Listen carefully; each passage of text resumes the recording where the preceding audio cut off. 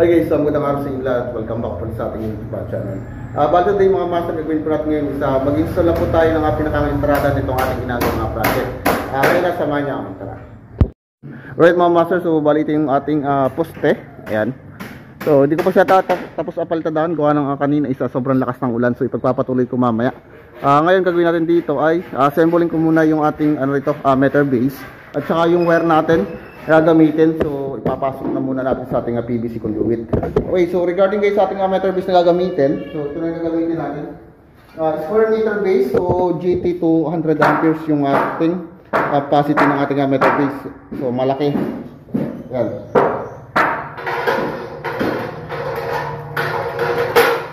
So gayon, mag-discard natin itong mga master. So wala na tayong NEMA 3R kasi napakalapit lang ng ating panel board. So bubutasin ko na lang mga master air. So ito. So bubutasin na lang natin ilalim, tanggalin natin. Then dito natin lalagay yung ating PVC. Okay. So kanina ginawa ko isa, sinukatan ko na yung ating poste kung gaano kahaba yung ating magiging entrada. So bali yung taas ng poste natin mga master isa nasa 3 meters lang from the finished floor. So yung taas ng ating meter base is nasa 2 meters. Then yung ating haba ng PVC sinukat ko na, so nasa 140 cm lang. Okay. So babawasan ko muna itong ating PVC kasi medyo mahaba pa siya.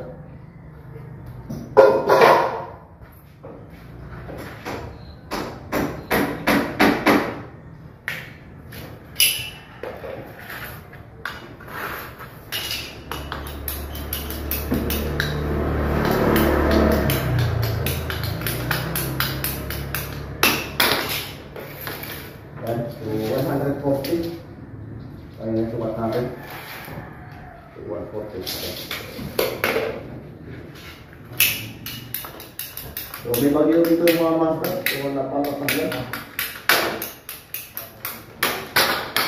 Ayan. So ganito lang siya kahaba. Then gagamit tayo rito mga master ng male adapter. So number 1 po ito, and then yung entrance cap natin isa 1 rin po. So same size lang din. Yan, so hindi pa. So lagyan mo natin siya ng manual text para matibay.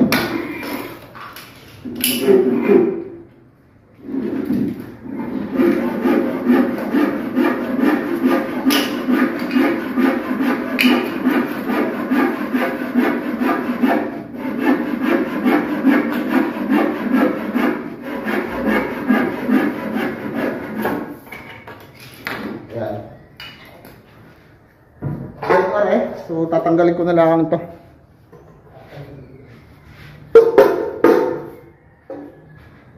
So dito tatanggalin natin.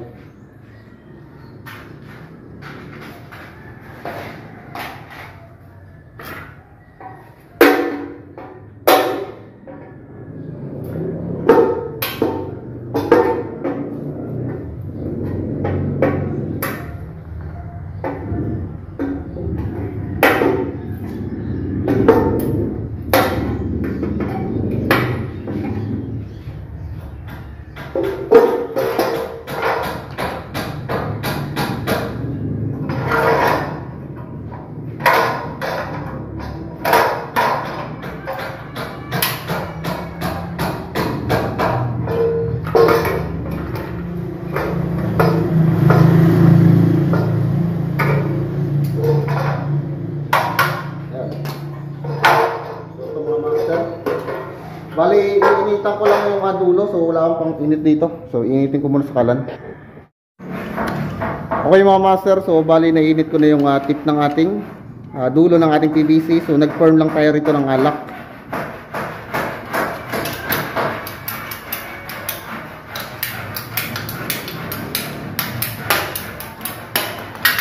So, bali, nakagan ko lang ito mga master.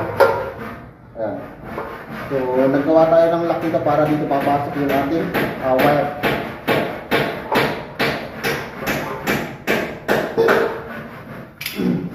Then, ang kasunod natin mga master, so ikakasa ko na.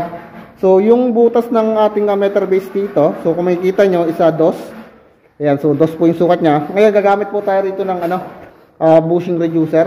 So, ang sukat naman nito isa 2x1.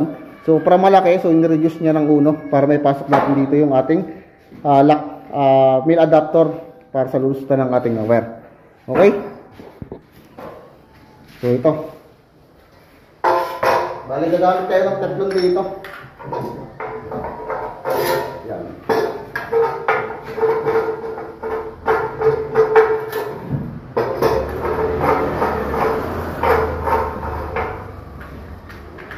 So teflon na natin para make sure na hindi siya papasukin ng tubig.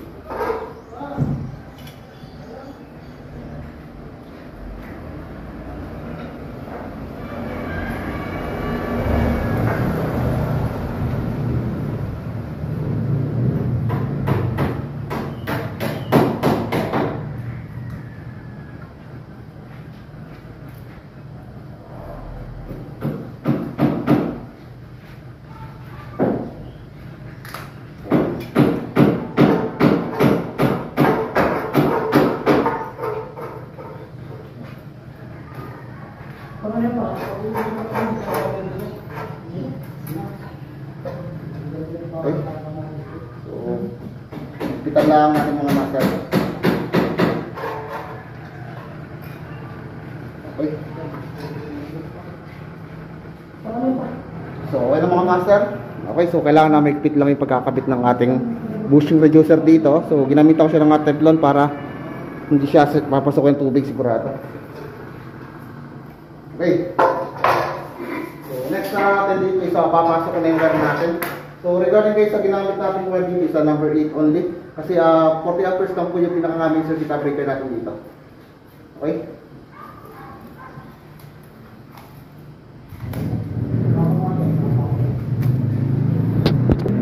So, bali atin ko lang itong wire natin. Atin ko lang siya.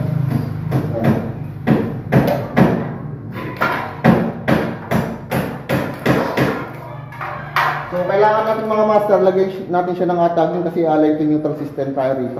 Lagyan ko ng tagging ng tape, yung one side. Pare.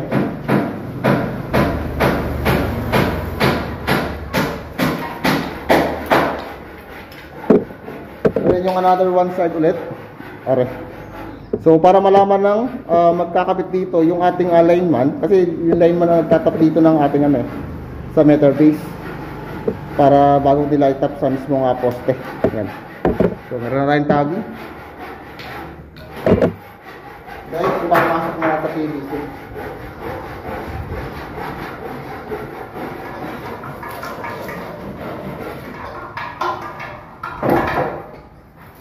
So, okay.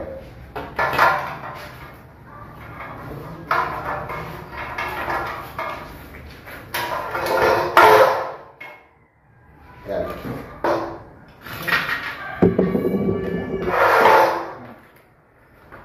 So, kapitan natin siya ng so 1 meter yung haba ng ating sobra dito. Okay, so kapitan ko na siya ng entrance cap.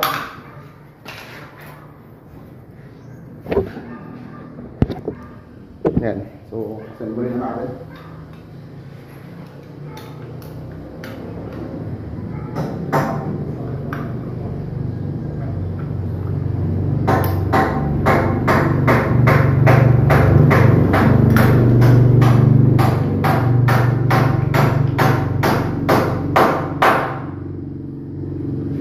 Wala natin ito.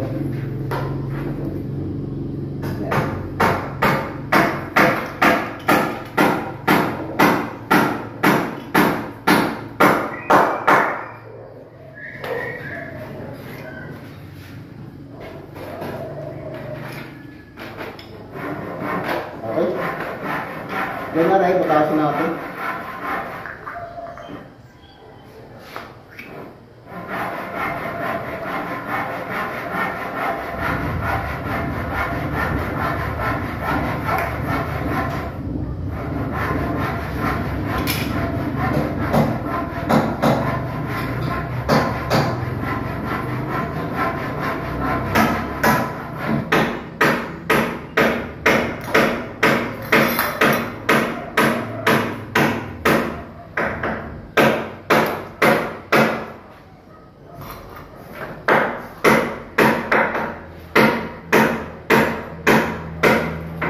Yan dapat.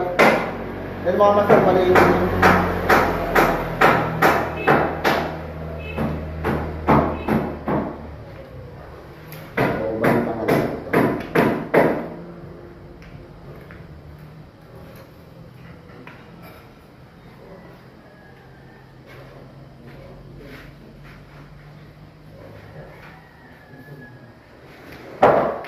Yan. So, ipasok natin.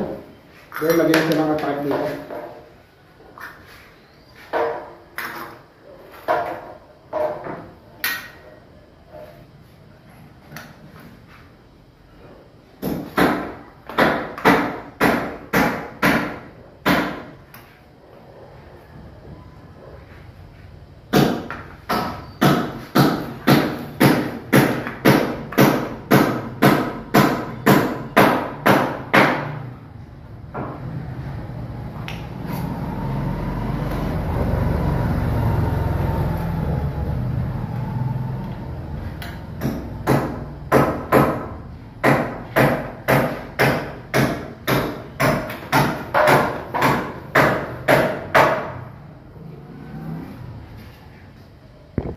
So yun mga master, ayos na. Then dito naman, so lalagyan siya ng mail adapter dito sa ating bushing reducer. So lagyan siya protector dito.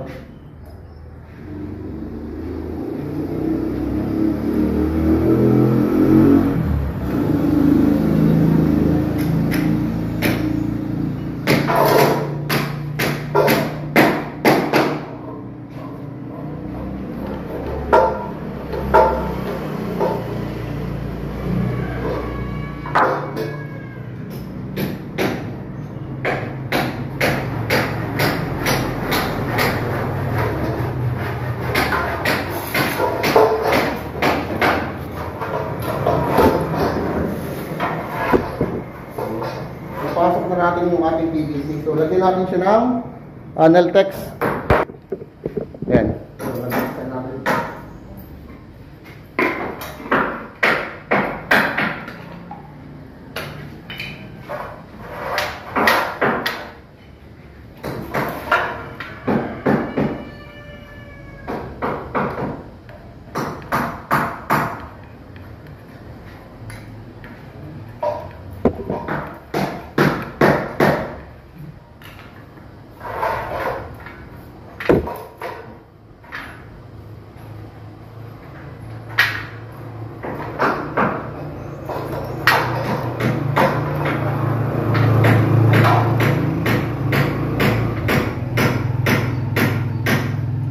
Okay na mga master, ayan.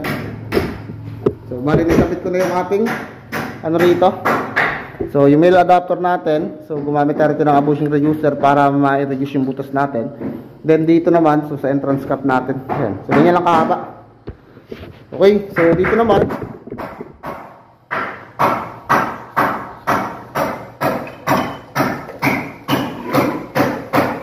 ayan, so ito na yung sikot natin dito, may sa poste. Bali, wala pa nang palitan yung poste natin, so papalitan mo na natin. Right?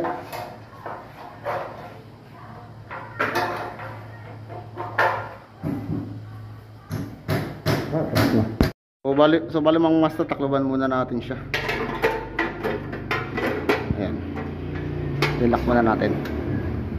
Okay, so ganyan lang.